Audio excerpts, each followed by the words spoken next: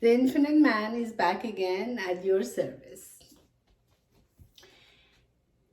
It's interesting that few segments is just I'm dedicating it to this law, mainly because I see a lot of common suffering. It's because people, they don't use it. They stick to those ideas of them, the pride, the ego. And obviously, if that's there, ignorance is there. Because if you're not ignorant, then you know ego doesn't exist. But let's not go there. Let's deal with why we are living in a world that it seems that there is a war going on, even though there is no tanks and no guns or no bloodshed. But people are bleeding all over, every day, everywhere. We just don't see the blood. We just don't see the suffering. We just don't see the pain because visually we don't see it. But doesn't mean it doesn't exist. You know it and I know it. You are suffering. You're in pain. You're hurt. So it's a war going on. The rat race, the speed of things, takes us more and more away from ourselves. More and more away from centering ourselves, meditating, being in touch with that power, with that love. And it's in our reach every second, with every breath it is within reach to get that and find the peace and shake off all these conditionings and layers.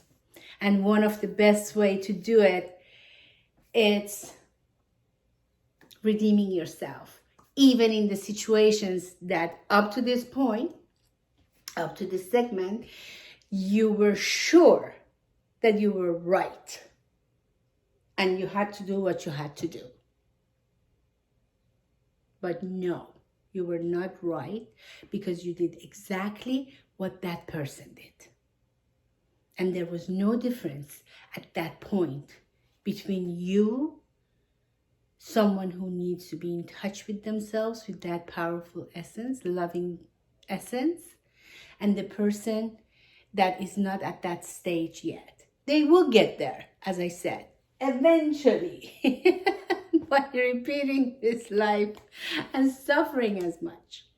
But after you growing and evolving, reading, listening, being inquisitive, intuitive, smart, become deep, reach a true wisdom inside yourself, then no, you are not in the same level. And at that moment, you were. So what was wrong? What was wrong is that in previous cases like Buddha or Jesus, they never reacted to a situation, even if they were, let's say, attacked by bad words or bad deeds.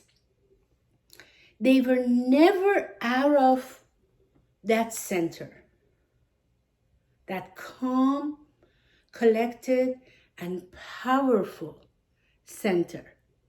They were always understanding and they were always compassionate with every breath, and they never left that. They never left the state of compassion and understanding. So if someone will come at them with a knife, with a bad word, with a bad behavior, what was the reaction or action that they took towards that person? Was loving. And they said, this is as much as you can offer. And why should I, if you're suffering from that because you have so little to offer, why should I add to your agony, pain, and suffering? No, come here. I hold you, I hug you because I feel you. That's due to your limitations. This is as much as you can offer. You can curse and all the inappropriate and awful things. So I need to have understanding and compassion for you, because I can see that you are in that struggle. You want to just break out of your skin, but you don't know how. And I've been there. So if I don't understand you, who will?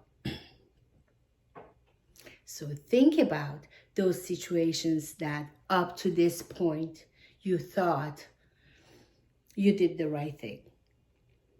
No, you did the same thing, not the right thing.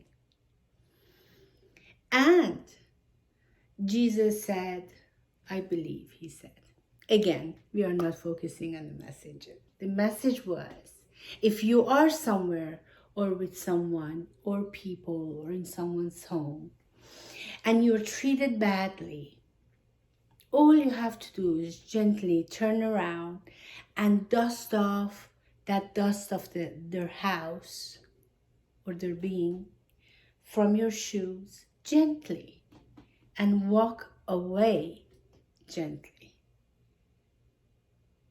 So peaceful, so blissful, so compassionate, so forgiving, forgive you, and understanding. And that comes true with parents. It would be so wonderful to just appreciate the great things they did for us and forgive them for the things that they were not well equipped, and both of them just let it go blissfully, dusting it off. How gentle. If we can visualize how gentle we can be, how life is gentle. The touches, everything, your body language, your facial language, your words, when it's gentle, it has so much power. You can have dinner with your enemy and enjoy it. You can have dinner with your friend and enjoy it. They're both good. They're both wonderful. They're both two sides of the same coin. What does it mean? It means that you always have to be you. Period. And if you choose with your heart, with understanding and awakening, and bringing out that gentleness that is already in you, that essence is already in there. You don't have to look for it outside of yourself. And use it with every breath. You're walking this earth with absolute loving power, and nothing can truly move you one way or the other.